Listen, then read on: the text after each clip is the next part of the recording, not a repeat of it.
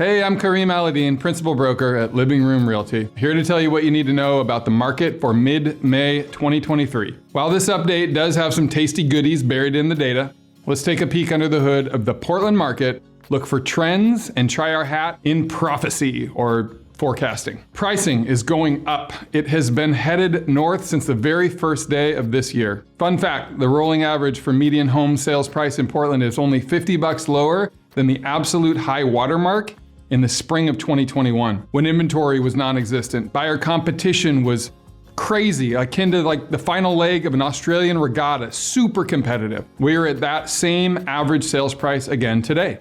Days on market, a measure of how quickly the current pool of buyers is burning through the current pool of listed homes. This metric has been dropping for 2 or 3 months, as it nearly always does in the spring. To give some perspective, this data measuring the rate of homes being sold was last at this level in the spring of 2020. So for most of 2020, all of 21, and all of 22, the average days a home spent on market was lower than this week. At its absolute low point in June of 22, the number of days on market were half of today. If you're visual like me, you might imagine a roller coaster going up and down each year.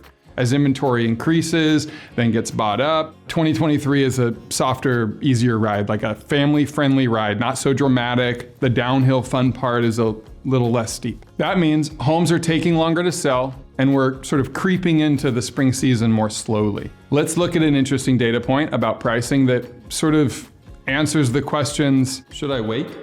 Will I get buyers? Are prices gonna go up? Are prices gonna go down?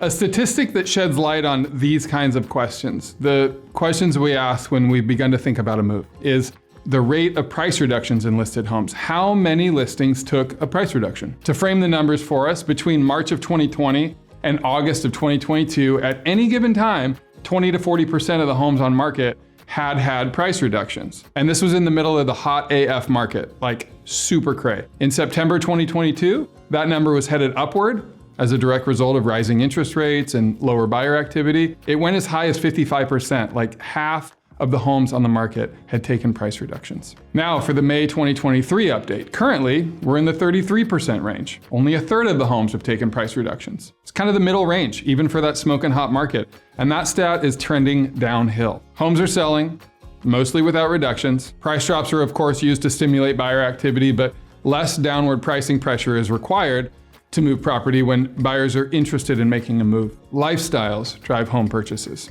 and purchases drive market trends. Lastly, competition is increasing amongst buyers. We could do a whole hour on the ins and outs of niche sectors of the market that outpace the averages for Portland area, within which competition is still super fierce. Interest rates are leveled, with small dips and rises each week, of course, but relatively stable. Pricing is actually quite strong, meaning the sentiment among the market actors, mostly the buyers, is that Portland is a good buy for the long term, for housing, and for investment. So, with sales strengthening and inventory as low as it currently is, current supply and demand levels show no sign of prices changing course. In closing, spring is here.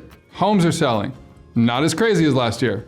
Still Portland though. Realtors are advocates who help buyers and sellers ask the very best questions in order to guide clients through the market and into a secure, positive transaction that aligns with their goals and their dreams, and we are honored. If you're looking to make a move, call us today. We'd love to help you find your next living room.